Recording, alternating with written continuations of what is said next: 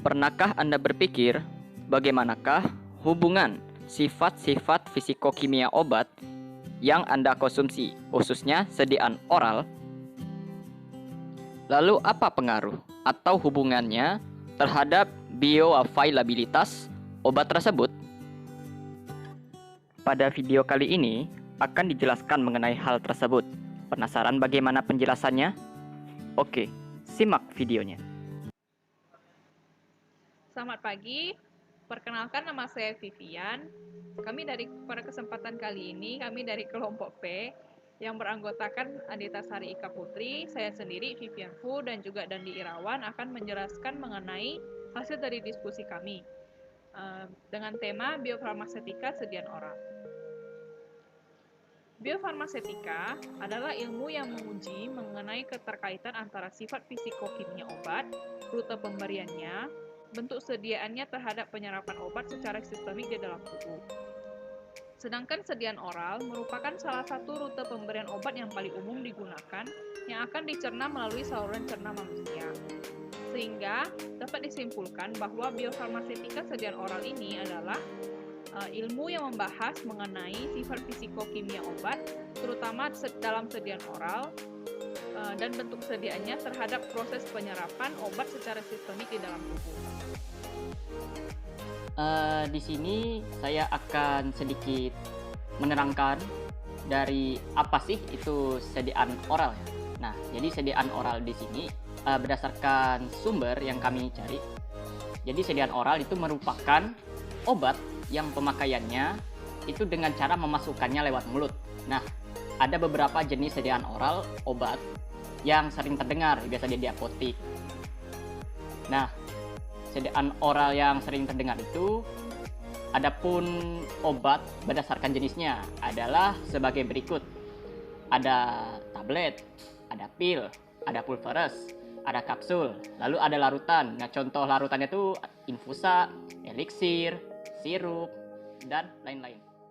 Jenis-jenis sediaan dalam pemberian obat secara peroral ada dalam bentuk sediaan liquid atau larutan dan ada dalam bentuk solid atau padatan.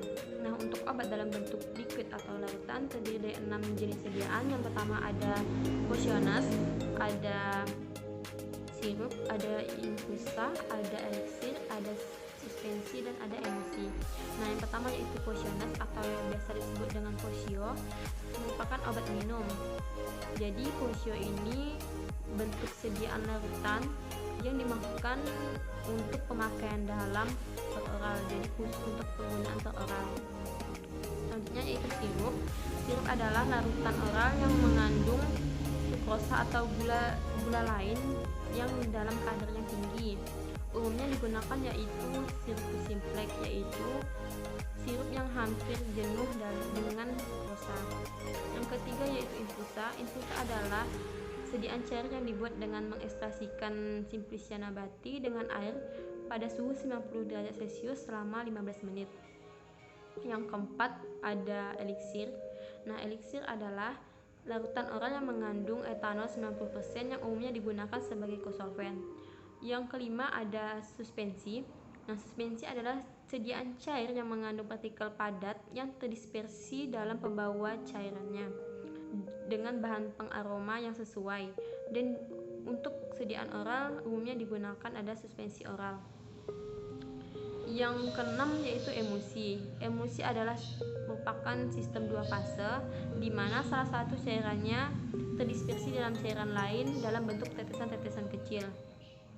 Selanjutnya untuk obat dalam bentuk sediaan solid atau padatan terdiri dari 5 jenis sediaan. Yang pertama pulvis dan pulveres, kapsul, tablet, pil, dan kaplet. Nah, yang pertama yaitu pulveres dan pulvis.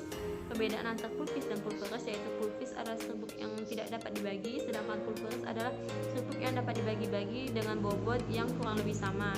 Dimasukkan ke dalam bahan pengemas yang cocok untuk sekali minum. Nah, yang kedua yaitu kapsul. Kapsul adalah sediaan padat yang terdiri dari 1 atau lebih obat atau bahan inert lainnya yang dimasukkan ke dalam cangkang kapsul, gelatin keras atau lunak yang dapat larut. Yang ketiga yaitu tablet. Tablet adalah jenis sediaan padat yang mengandung bahan obat dengan atau tanpanya bahan pengisi. Yang keempat ada pil.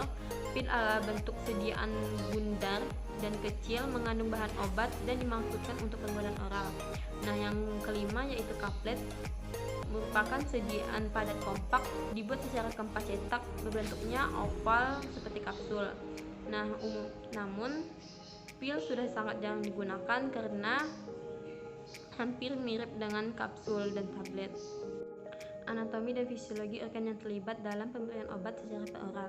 Nah, jadi pemberian obat secara peroral adalah obat yang dimasukkan melalui mulut. Nah, untuk organ-organ yang terlibat diantaranya itu rongga mulut, esofagus atau kerongkongan, lambung, duodenum, jejunum, dan kolon. Yang pertama yaitu rongga mulut, yaitu merupakan titik masuk untuk obat oral, tetapi biasanya kontak dengan mukosa mulut singkat karena sebagai langkah awal untuk masuknya obat. Yang kedua yaitu esofagus atau kerongkongan yang menghubungkan taring dan lubang jantung di lambung. Nah, kerongkongan ini biasanya berhubungan dengan proses penanaman obat sehingga difusi obat sangat kecil terjadi di kerongkongan. Yang ketiga yaitu lambung. Jadi di lambung obat dilarutkan dengan cepat karena adanya asam lambung, sehingga pencampuran secara intensif dan bertekanan di antara bagian lambung merupakan proses pengecilan vertikal obat sehingga obat mudah diabsorpsi. Yang keempat yaitu ada duodenum. Duodenum adalah tempat di mana banyak produk ester dihidrolisis selama absorpsi obat. Keberadaan enzim proteoliptik juga membuat banyak obat protein yang tidak stabil dalam duodenum ini, sehingga mencegah absorpsi yang memadai. Yang selanjutnya yaitu ada jejunum. Jejunum merupakan bagian dari usus kecil yang umumnya memiliki lebih sedikit kontraksi daripada duodenum dan lebih disukai dalam studi absorpsi obat secara in vivo. Selanjutnya yaitu kolon. Obat yang diabsorpsi dengan baik di area ini merupakan bentuk sediaan obat subtenet atau obat yang pelepasan berkelanjutan. Selanjutnya, saya akan menjelaskan mengenai rute perjalanan obat di dalam tubuh. Rute perjalanan obat di dalam tubuh ini dapat dibagi menjadi 3 fase, yaitu fase pertama adalah biofarmasi atau biofarmasetika. Yang kedua adalah fase farmakokinetik dan ketiga adalah fase farmakodinamika. Bisa dilihat pada tabel skema di samping. Pada fase biofarmasetika, bentuk obat misalnya dalam skema ini adalah bentuk obat tablet yang mengandung zat aktif. Pada fase biofarmasetika akan mengalami pemecahan atau proses liberasi menjadi granul yang kemudian zat aktif dari obat tersebut akan terlepas dan larut dalam cairan tubuh.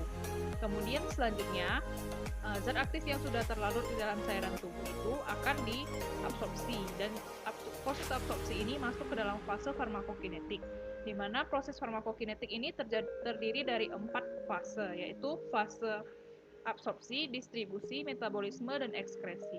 Pada proses absorpsi, zat aktif ini akan diserap oleh tubuh dan kemudian lanjut ke proses distribusi, di mana zat aktif ini kemudian akan didistribusikan ke seluruh bagian tubuh dan ketiga akan dimetabolisme oleh tubuh menjadi bagian-bagiannya yang kemudian akan diekskresi oleh tubuh bahan-bahan yang tidak diperlukan oleh tubuh. Kemudian masuk ke dalam fase farmakodinamik di mana zat aktif yang sudah terabsorpsi, terdistribusi, dan termetabolisme tersebut akan mengalami interaksi dengan reseptor dan di tempat kerjanya sehingga menimbulkan efek.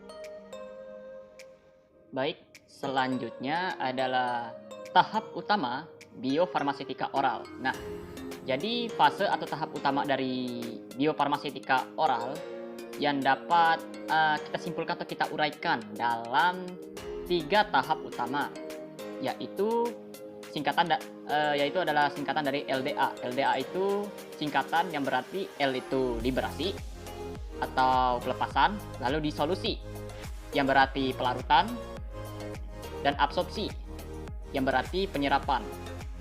Jadi tadi singkatan dari L itu adalah liberasi, D itu adalah disolusi, dan A itu adalah absorpsi. Nah, seperti halnya dengan sistem ATME, yaitu singkatan dari A itu absorpsi, lalu D itu distribusi, M itu adalah metabolisme, dan E itu adalah ekskresi. Pada zat aktif in vivo, maka ketiga LDA itu berbeda pada setiap jalur. Nah, jadi kita harus mengetahui, nah apa sih itu liberasi, apa itu disolusi, dan apa itu absorpsi.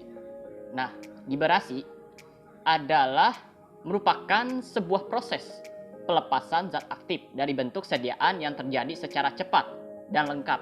Nah, pada tahap pelepasan ini itu dapat dibagi dalam dua tahap, yaitu tahap pemecahan dan peluruhan. Nah, misalnya untuk sebuah tablet. Nah, dari tahap pertama ini diperoleh suatu dispers halus padatan zat aktif dalam cairan di tempat obat untuk masuk ke dalam tubuh. Nah, itu tadi adalah liberasi, sekarang adalah disolusi. Nah, apa sih itu disolusi?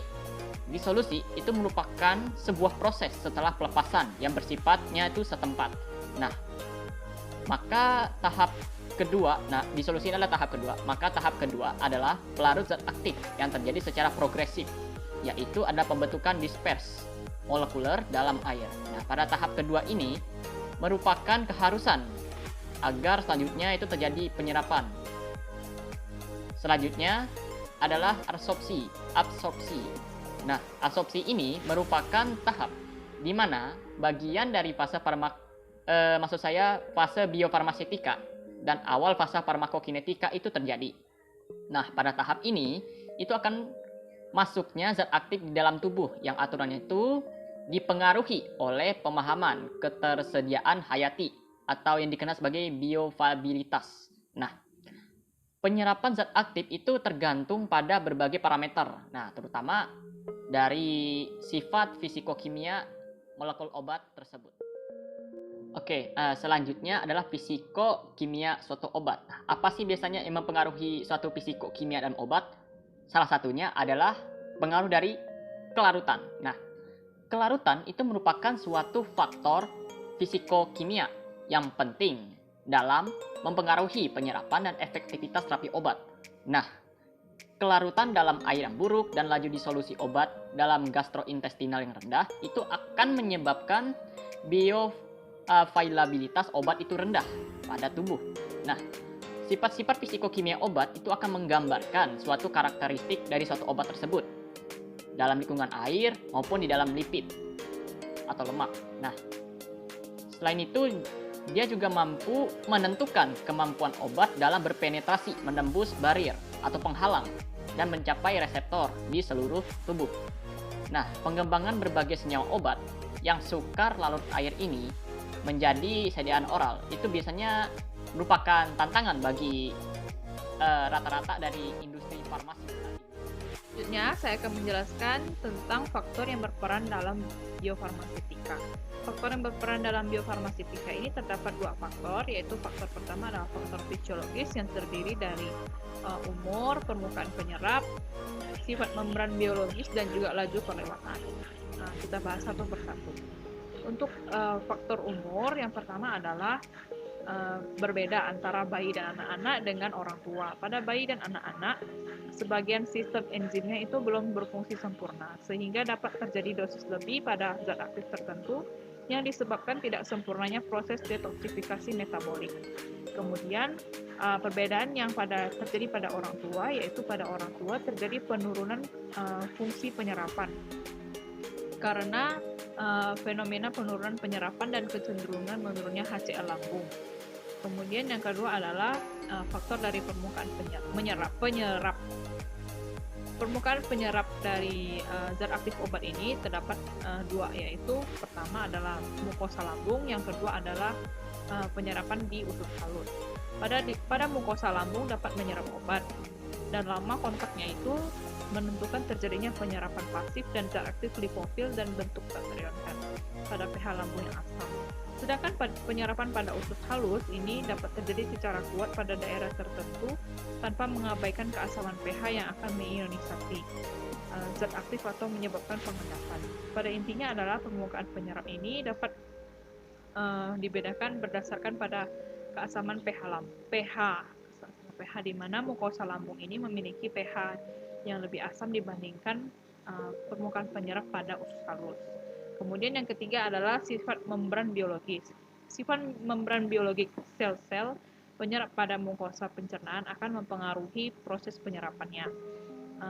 Di mana sifat membran biologis ini biasanya lebih lipofil daripada membran-membran lainnya, sehingga zat aktif yang bersifat lipofil mungkin lebih akan menyukai dan lebih cepat penyerapannya dibandingkan zat aktif yang bersifat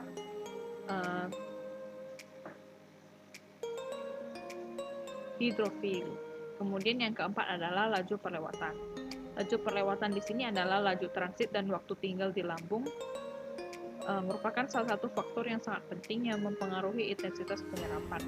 Di mana laju transit dan waktu tinggal lambung ini dapat diartikan sebagai waktu perpecahan atau waktu dari terdegradasinya zat aktif obat. Di mana pada saat transit di usus berjalan lambat, hal tersebut dapat menguntungkan bagi zat aktif yang hanya diserap pada bagian tertentu saluran cerna, terutama dalam hal transport aktif. Keuntungan dan kerugian sediaan oral. Yang pertama, keuntungan. Keuntungannya di antara lain adalah ekonomis karena harganya relatif murah, tidak diperlukannya latihan khusus, relatif aman, nyaman, mudah dan praktis, tidak perlu sterilitas, bisa dikerjakan sendiri oleh pasien, tidak menimbulkan rasa nyeri, meminimalkan ketidaknyamanan pada klien, dan dengan efek samping yang paling kecil. Sedangkan untuk kekurangannya diantaranya yaitu absorpsi obat dapat dipengaruhi oleh adanya makanan, enzim maupun asam lambung yang dapat merusak obat karena obat bekerja dalam sistem saluran pencernaan. Sangat tergantung oleh kepatuhan pasien. Di antaranya itu rasa yang tidak enak dapat mengurangi kepatuhannya, dapat menimbulkan iritasi lambung atau usus. Pasien harus dalam keadaan sadar, tidak cocok untuk digunakan pada pasien dalam beberapa kondisi khusus seperti pingsan atau sulit menelan. Dan terakhir itu absorpsi obat tidak teratur, aliran kerja obat oral lebih lambat dan efeknya lebih lama. Berikut adalah daftar pustaka atau literatur yang kami gunakan dalam membuat materi ini. Sekian yang bisa kami sampaikan, kurang lebihnya mohon maaf. Walhamdulillah wa taufiq wal hidayah. Wassalamualaikum.